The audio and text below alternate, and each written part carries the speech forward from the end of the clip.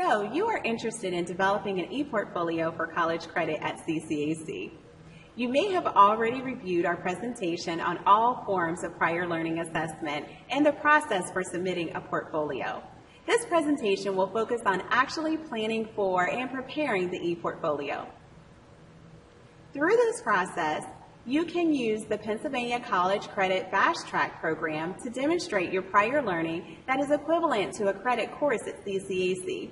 The goal of your portfolio is to convince an assessor who is a faculty member who teaches this course that you have achieved the learning objectives of the course.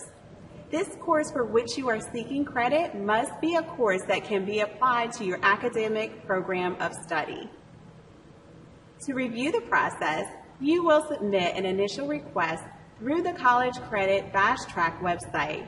A PLA advisor at CCAC will be assigned to assist you in development of the portfolio. If you have not enrolled at the college in the past, you must also submit an application to attend CCAC. You will provide a general idea of your goals and description of your prior learning, and the advisor will move you to the next level if there is adequate justification for seeking portfolio credit. Once you are given permission to move forward, an assessor will be assigned to your portfolio. You will then develop the e-portfolio. Then you will pay the non-refundable fee and post your portfolio to the website. The CCAC faculty assessor will review the portfolio and make the decision to award or deny credit. To focus on the development of the e-portfolio, let's review the criteria for a satisfactory portfolio. We want you to be confident that you can write a successful portfolio before you invest time and money. These are the 4 questions you can ask yourself if you've got what it takes to challenge a college credit course.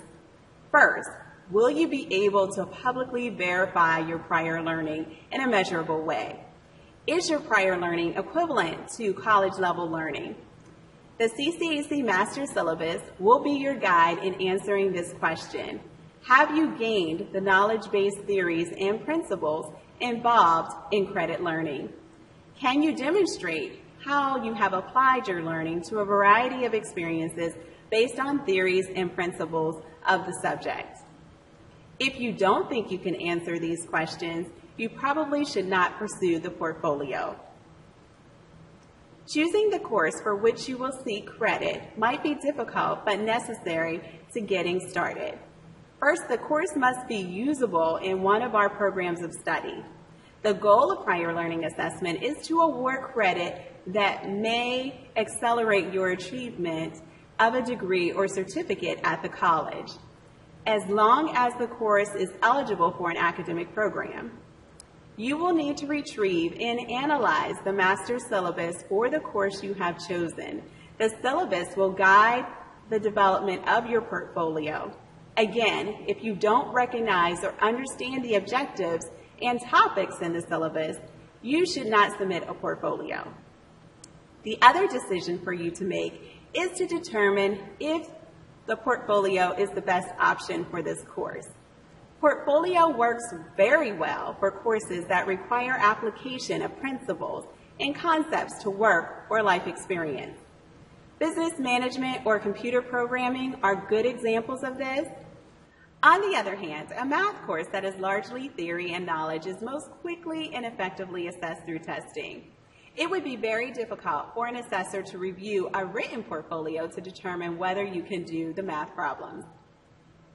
That assessor may ask you to take an exam to prove knowledge.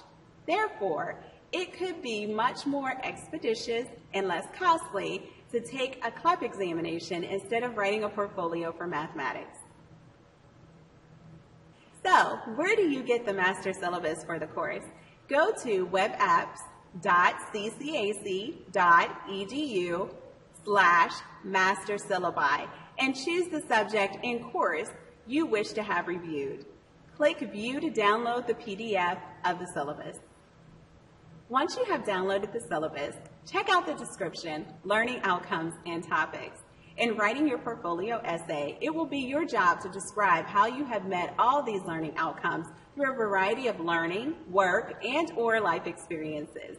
It is important for you to focus on what you have learned, not just what you have done or what positions you have held. For example, for the course topic of management, just because someone has the title of manager, it is not necessarily true that the person is a good manager. A title on a resume is not convincing evidence that the person has learned the theories and principles of good management. Rather, you will be describing the learning you have undertaken that matches the learning outcomes of this college course. If you do not understand the outcomes that are listed in the syllabus, then you shouldn't pursue a portfolio.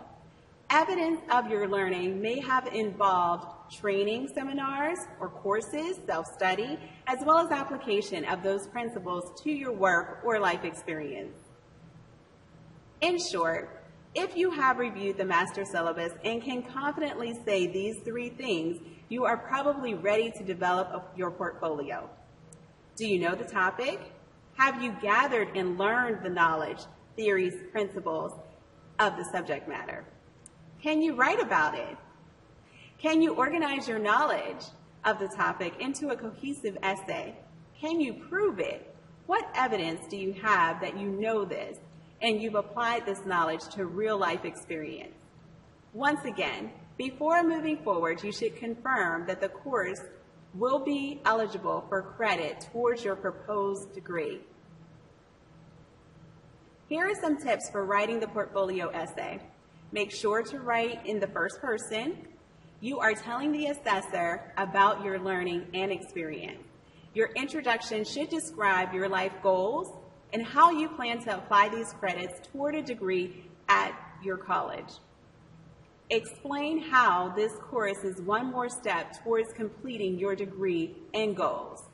The bulk of your essay will then describe what you have learned based on, and we can't stress this enough, based on the course's learning outcomes. It would be most advisable for you to organize the essay around the learning outcomes. Use the learning outcomes as headers in your essay. Each section will describe how you have learned the topics included in the course syllabi and how you have applied these competencies to work or life experience. This essay should read like an undergraduate college-level research paper. Organize your thoughts, communicate with well-constructed paragraphs and sentences, provide relevant examples and evidence, and proofread. Let's discuss your supporting documentation. These items should seal the deal with your assessor to confirm that you have applied your learning of the theory and principles of this course and provide verification from third parties that this is your work. You will want to include a variety of these supports. First, your resume. Give an expanded view of your learning and experience. This is more than just a resume that you would provide a potential employer. Make sure you include all the learning and teaching experiences that have shaped your learning and knowledge of the topics. Include the learning and experiences that are included in the syllabus. You should submit several representative samples of your work. These could be reports you've written, programs you've developed, images of your artwork, videos of a performance or presentation. The website will allow you to upload PDF documents and links to YouTube videos or websites. Don't be afraid to show good representations of your work. Include evaluations of your work, performance, or achievements if you have them. If you have participated in other college courses or professional certifications or training seminars, include the certificates or transcripts that prove you participated. Include any awards that reinforce your learning and document your achievements. Lastly, and very important, is your ability to provide verification from third parties that this is your work. This can take the form of verification letters from a supervisor or community leader who have firsthand knowledge of your involvement and can attest that you indeed created or developed the evidence that you are presenting. You may wish to draft a letter to contain all the necessary information for verification and should ask the person to submit on company letterhead. Here are some examples of what convincing supporting evidence would look like for 4 subject areas. For business writing or communications, submit the assessor a variety of electronic files to demonstrate how you have applied the principles of business communication to the workplace. For speech or oral communication, the assessor will need to see you perform the different kinds of presentations that are covered in a college speech class. For art, you should submit digital files or links to artwork on the web to display your accomplished work. Likewise, for music, submit a broad set of examples in YouTube videos. Those videos should prove and demonstrate that you are the person who is performing. And make sure you include relevant letters of support from third parties who can verify your involvement and achievement.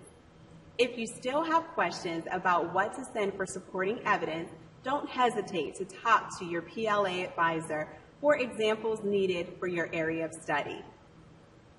We hope that this presentation has helped you to prepare your portfolio. Our PLA advisors are here to help you with your questions. Our academic advisors can confirm whether your proposed course can be used toward degree goals at CCAC. And our faculty assessors are ready to review and assess your portfolio for academic credit. To view more options for prior learning assessment, follow the link shown here for more resources. We wish you the best in this process.